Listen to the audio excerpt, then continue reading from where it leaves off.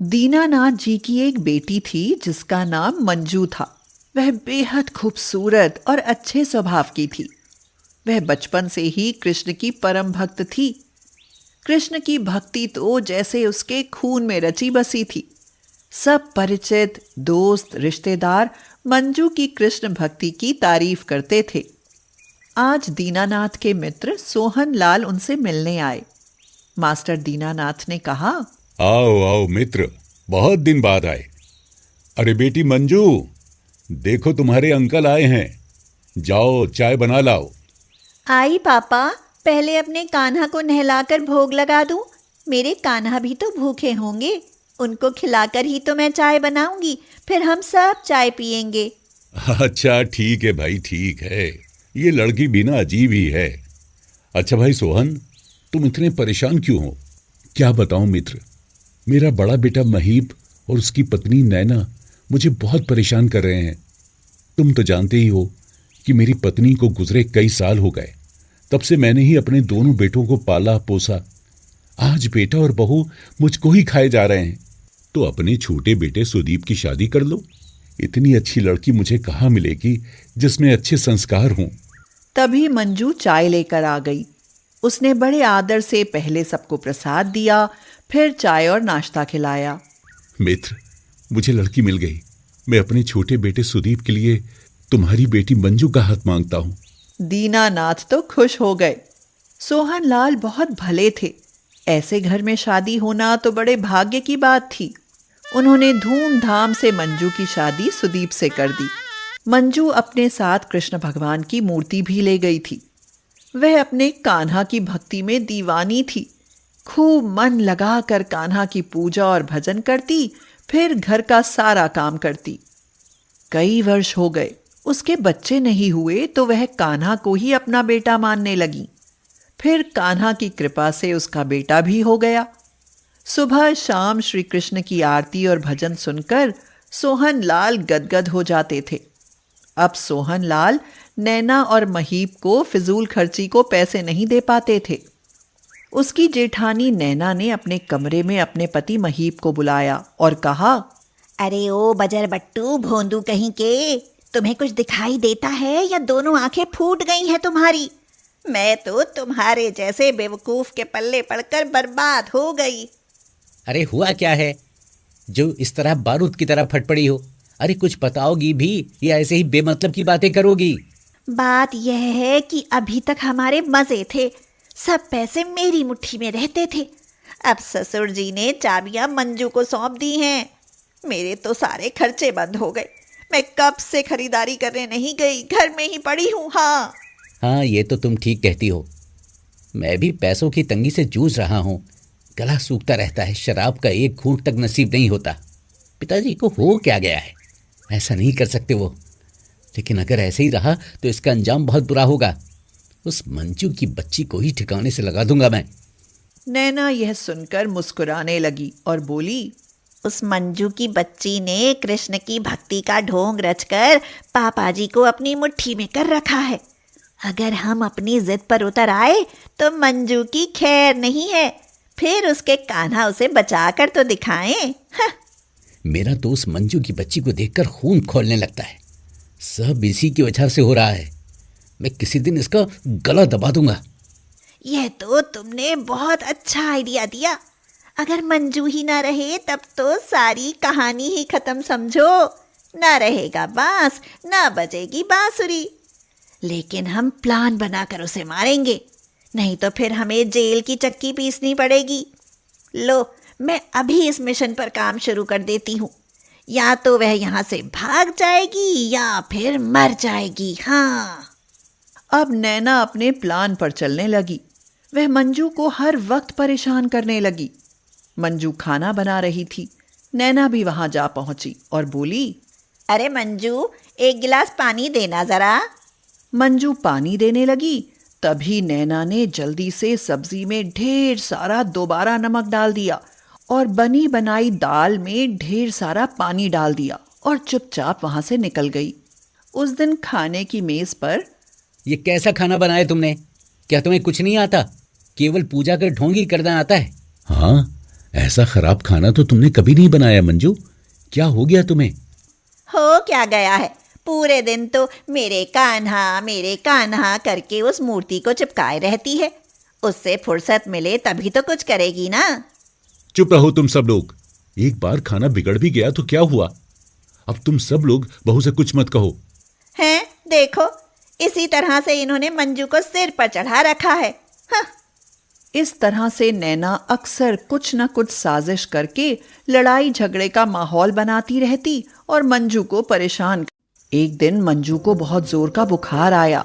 घर में कोई नहीं था, सिर्फ नैना थी। मंजू का सिर दर्द के मारे फटा जा रहा था।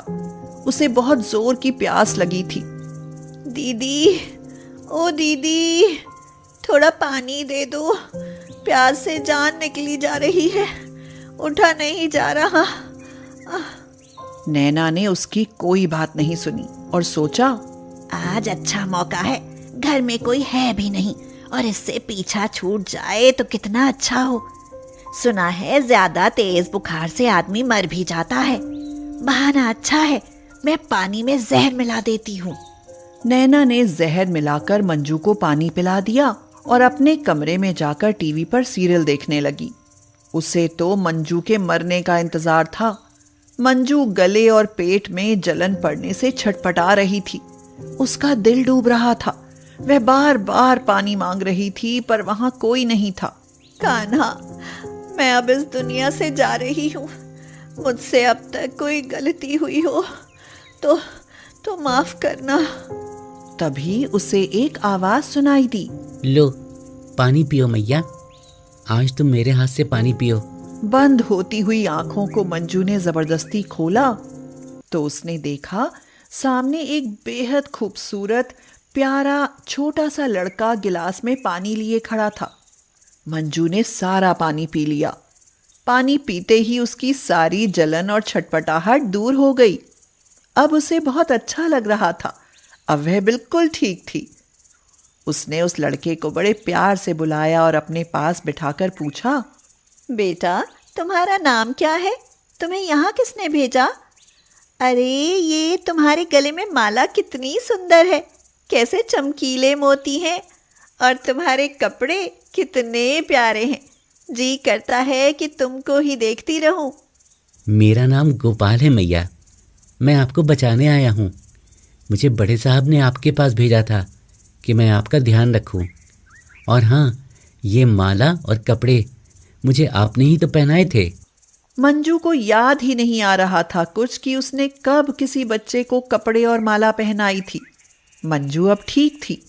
वह बच्चा गोपाल चला गया। मंजू ने सोहनलाल और सुदीप को फोन करके बुलाया और उन्हें पूरी बात बताई। उन्होंने नैना के दिए हुए पानी के गिलास को सूंघा तो वे समझ गए कि उसमें जहर मिला था। सोहनलाल ने नैना और महीप को बुलाया और क्रोधित होकर चिल्लाए, बहू नैना, तुमने मंजू को पानी में जहर मिलाकर पिला दिया। ऐसा अनर्थ करते हुए तुम्हारे हाथ नहीं कांपे? पिताजी, मुझे माफ कर दो, गलती हो गई, मुझे गुस्सा आ गया था। हाँ पिताजी, नैना को माफ कर दो। ये गलती नहीं है, महापाप है। तुमने इस निर्दोष की जान ही ले ली थी। जाओ, तुम दोनों मेरे घर से निकल जाओ। आज से मेरा और तुम्हारा कोई रिश्ता नहीं रहा। पिताजी, इन्हें माफ कर दो। जब तक मेरे कान्हा मेरे साथ हैं, मेरा कोई कुछ नहीं बिगाड़ सकता। हाँ, कान्हा से याद आया, आपने उस लड़के को भेजा था, वे कौन है? ये क्या कह रही हो बहू? मैंने तो किसी को नहीं भेजा। अरे, तो वह लड़का कौन था? लगता है कि उसकी माला, उसके कपड़े मैंने कहीं देखे हैं। अरे हाँ, याद आया, मेरे कान्हा के कपड़े भी तो वैसे ही हैं। मंजू जल्दी से पूजा घर में गई। सामने ही कान्हा की मुस्कुराती हुई मूर्ति विराजमान थी। अरे, ये तो वही माला है, वही कपड़े हैं। तो मेरे कान्हा ही चलकर मुझे बचाने आए थे। धन्य हो कान्हा जी, धन्य हो। और मैं आपको पहचान भी ना सकी। सोहनलाल, नैना, महीप और सुदीप यह चमत्कार देखकर दंग थे। सब ने हाथ जोड़कर भक्ति भाव से जयकारा लगाया। जय कन्हैया लाल की। जन्माष्टमी आ रही है, खूब अच्छी और भव्य झांकी सजाओ। अब हम सब कान्हा की पूजा करेंगे। मोहन 8 साल का बेहद खूबसूरत प्यारा गोल मटोल सा बच्चा है। मोहन का स्कूल गांव मोती नगर से बहुत दूर दूसरे गांव फूलपुर में है और फूलपुर गांव जाने के लिए रास्ते में एक घना जंगल पड़ता है। रास्ता उस जंगल से होकर ही जाता है, इसलिए स्कूल जाने के लिए उस जंगल को तो पार करना ही पड़ेगा। मोहन के पिताजी गुजर चुके हैं। वह और उसकी माँ दोनों साथ में रहते हैं। मोहन की माँ रजनी पूजा पाठ बहुत करती थी। उसकी भगवान में भी बहुत आस्था थी। गरीबी के कारण कोई उनको मुंह नहीं लगाता, उनका ज्यादा साथ नहीं देता। पड़ोस में भी लोग उनसे कटे कटे रहते हैं कि कहीं वह कुछ मांग ना बैठे हैं उनसे। इसी वजह से उन लोगों ने अपने बच्चों को भी मना कर दिया कि वे मोहन के साथ स्कूल ना जाया करें। रजनी बोली, बेटा स्कूल जाओ। अम्मा, मैं अकेला स्कूल नहीं जाऊंगा। उस घने जंगल में दिन में भी अंधेरा रहता है। बहुत से जानवरों की भयानक आवाजें सुनकर मुझे बहुत डर लगता है। रजनी सोच विचार में पड़ गई। उसे एक तरकीब सूझ गई। मानसिक बल देने के लिए उसने अपने बेटे मोहन से कहा, बेटा, तुम्हें डरने की जरूरत नहीं है। जब तुम जंगल से होकर जाना, तब वहां जो गोपाल भैया रहते हैं ना, उनको बुला लेना। अच्छा माँ, पहले तो तुमने कभी नहीं बताया था। पहले तुझे जरूरत कहाँ पड़ी थी? मोहन ने सोचते हुए कहा। हाँ, ये बात भी है। मोहन खुश हो गया और उसने तैयार होने में जरा भी देरी नहीं लगाई और माँ से बोला, अच्छा माँ, तब तो मैं अभी जाऊंगा। देखो मैं कैसे भागता हुआ जाता हूँ और कितनी जल्दी स्कूल जाऊंगा। ऐसा कहकर बस्ता लेकर नन्हे नन्हे कदमों से भागता हुआ मोहन चला गया। जंगल में पहुंचते ही उसे डर लगने लगा, तो वह जोर जोर से गोपाल को पुकारने लगा। गोपाल भैया, कहाँ हो तुम? आओ देखो, मुझे डर लग रहा है। गोपाल भैया। लेकिन वहां कोई नहीं आया। पुकारते पुकारते मोहन का गला रुंधने लगा और वह रोने लगा। तभी उसके सामने की घनी झाड़ियों को हटाते हुए गोपाल हाथ में गेंद लिए हुए वहां आ गए। मोहन खुश हो गया। वह बोला, गोपाल भैया, तुम कितने सुंदर लग रहे हो। तुमने इतनी देर क्यों की आने में? गोपाल ने हंसकर कहा, जब तुमने पुकारा तब मैं बहुत दूर था, तो आने में देर तो लगेगी ही। मोहन, अभी तो बहुत समय है। तुम इतनी जल्दी स्कूल जा रहे हो, आओ हम तुम थोड़ा खेलें। मोहन खुश होकर बोला, हाँ गोपाल भैया। गोपाल ने और मोहन ने खूब गेंद खेली। फिर गोपाल ने कहा, अच्छा मोहन, अब तुम्हारे स्कूल का समय हो गया है, चलो दौड़ लगाते हैं, देखें कौन जीतता है। मोहन बोला, लेकिन तुम ज्यादा तेज मत भागना। दौड़ हुई। मोहन भागा। गोपाल को पकड़ना था। उसने गोपाल को पकड़ लिया। गोपाल की हार हुई। लो, मैं तो हार गया। देखो तुम्हारा स्कूल भी दिखाई देने लगा। तुम जाओ, मैं भी देखता हूं मेरी गैया इधर उधर न भटक गई हो। ऐसा कहते हुए गोपाल भैया चले गए। स्कूल से लौटते समय गोपाल भैया फिर आ गए और मोहन के साथ खेलने लगे। उसके बाद उन्होंने उसे जंगल के पार पहुंचा दिया। फिर खुद कहीं जंगल में गुम हो गए। अब रोज स्कूल जाते समय मोहन जंगल में आकर गोपाल के साथ गेंद खेलता, उनकी बांसुरी सुनता। हर साल की तरह जन्माष्टमी आ गई। स्कूल में बहुत शानदार जलसा होने वाला था। गुरुजी ने बच्चों से कहा, बच्चों, अपने घर से दूध, दही, घी, रुपए जो भी बन सके लाकर सहयोग करना। अब की जन्माष्टमी का उत्सव बहुत धूमधाम से मनेगा स्कूल में।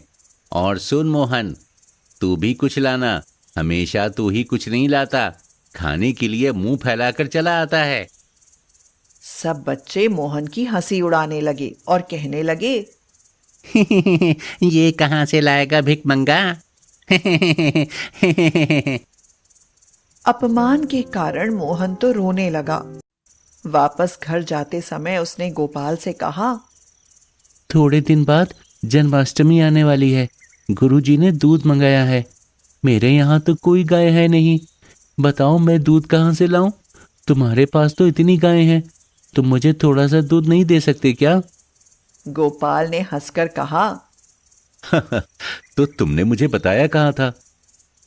जन्माष्टमी का दिन भी आ गया। गोपाल ने एक छोटी सी मटकी मोहन को दी और कहा, जाओ, ये मटकी ले जाकर अपने गुरुजी को दे देना। मोहन प्रसन्न मुख से वह मटकी लेकर स्कूल पहुंचा। स्कूल में तो बड़े बड़े बर्तन रखे हुए थे। बच्चे भारी भारी बर्तनों में दूध ला रहे थे और दूध उन बड़े बड़े बर्तनों में उड़ेला जा रहा था। दूध, दही, घी देने वालों की तो कतारें लगी हुई थीं। इन सब में छोटा सा बच्चा मोहन बहुत देर से खड़ा था, लेकिन गुरुजी उसकी मटकी से दूध उड़ेल ही नहीं रहे थे। धूप में खड़े खड़े उसका चेहरा लाल पड़ गया था, लेकिन गुरुजी हर बार उसको झड़प देते। चल पीछे जा। और पीछे बड़े बड़े बर्तन वाले लोग आते और गुरुजी हंसते हुए आदर से उनके बर्तन थाम लेते।